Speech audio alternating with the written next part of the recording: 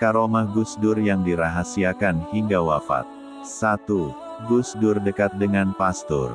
Pertama, karomah Gus Dur dekat dengan pastor kirim suatu ketika sahabat dekat Gus Dur Kiai Mahfudz menyampaikan fakta kepada Kiai Marzuki Mustamar Malang Jawa Timur tentang alasan Gus Dur dekat dengan pastor seperti Romo Mangun.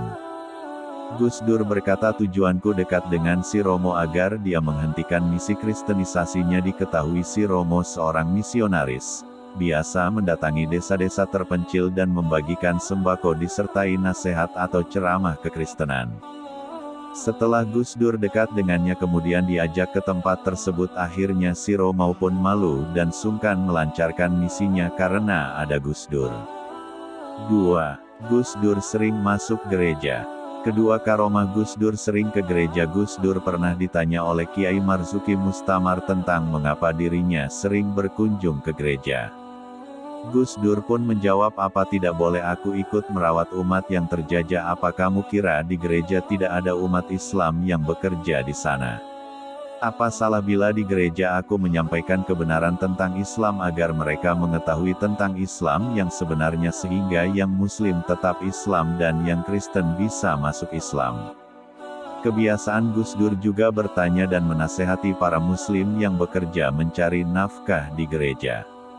Kamu masih Islam kan, kuatkan keislamanmu. Begitu cara Gus Dur menasehati umat Muslim agar tetap menjaga keimanannya. 3. Perselisihan Gus Dur dengan Kiai Haji Maimun Zubair. Ketiga, rahasia karomah Gus Dur dan Kiai Haji Maimun Zubair. Diketahui Gus Dur pernah terlihat kontras dengan Mbah Maimun Zubair. Nyatanya saat Gus Dur dituhan, Mbah Maimun yang memimpin salat jenazahnya. Bahkan saat peringatan 100 hari wafatnya Gus Dur, Mbah Maimun yang memimpin tahlil, dan pada saat itu pula Mbah Maimun bercerita tentang fakta yang sebenarnya tentang hubungan Gus Dur dan dirinya. Mbah Maimun kemudian menjelaskan bahwa semuanya adalah rekayasa Gus Dur agar kebaikannya tidak dibicarakan orang saat dirinya masih hidup. Saat Mbah Maimun mau mantu Gus Dur menawarkan bantuan dengan catatan tidak boleh ada yang tahu, bahkan Gus Dur merekayasa seakan-akan hubungan keduanya sedang berselisih dan tidak harmonis. Karenanya tidak heran jika setelah itu banyak yang mencibir Gus Dur dengan anggapan sebagai seorang santri yang sudah tidak perhatian dan taat pada kiainya. Padahal kenyataannya tidak demikian. 4. Wasiat sarung dari Gus Dur. Keempat, karomah Gus Dur dan wasiat sarung. Setelah peringatan 40 hari wafatnya Gus Dur, tiba-tiba ada seorang bertamu ke kediaman Kiai Marzuki di Malang. Kemudian tamu itu memberikan piagam dan beberapa ratus sarung pemberian Gus Dur yang diwasiatkan kepada tamu tersebut. Kang, kok tidak diberikan saat beliau masih hidup? Tanya Kiai Marzuki kepada tamu yang datang. Karena ini wasiat Gus Dur, ucap tamu menjawab pertanyaan Kiai Marzuki. Lalu kenapa pemberian Gus Dur itu mesti berupa piagam dan sarung? Berikut penjelasannya. Diketahui bahwa Kiai Marzuki telah berhasil menguasai beberapa gereja yang di daerah Malang dengan cara mengislamkan orang di sana. Walhasil gerejanya pun menjadi kosong, lalu ke Marzuki membeli gereja itu dan menjadikannya madrasah. Nah, rupanya Gus Dur mendengar kabar tersebut dan berinisiatif memberikan penghargaan dan sarung sebagai bentuk dukungan pada Kiai Marzuki yang telah berhasil membuat mualaf sama orang.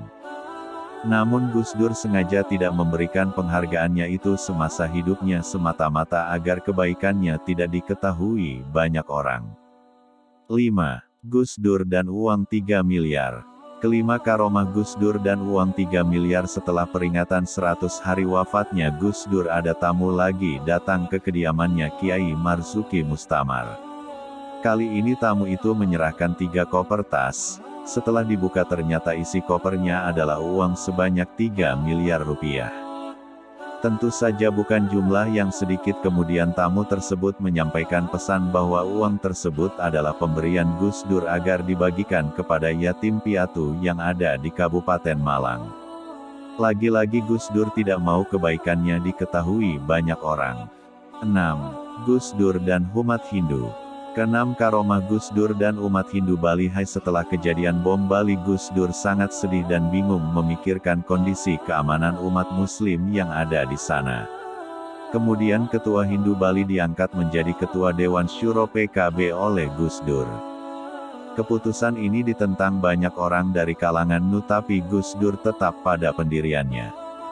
Fakta yang mengejutkan bahwa respon umat Hindu di Bali pada umat Islam tetap baik-baik saja, terutama Nahdien.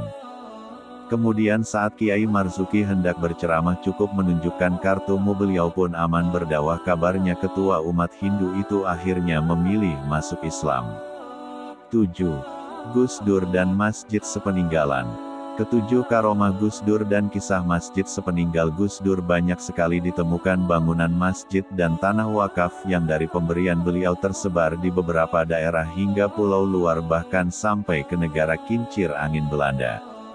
Maka sebab itulah Gus Dur dekat dengan tokoh-tokoh non-muslim demi melancarkan strategi dakwahnya, termasuk meloloskan izin pendirian masjid di Belanda yang bahkan takmirnya adalah putra Ketua Korkap Banser Kabupaten Malang. Itulah sekelumit kisah tentang Gus Dur yang tak lelah menegakkan nilai kemanusiaan. Beliau telah mengajarkan kita semua bahwa lebih baik dianggap buruk tapi kenyataannya baik daripada dianggap baik tapi kenyataannya buruk. Keterangan ini hasil rangkuman dari penjelasan Kiai Haji Marzuki Mustamar, Malang, Jawa Timur pada Hail Mbah Ibrahim Asmoro Kondi Tuban.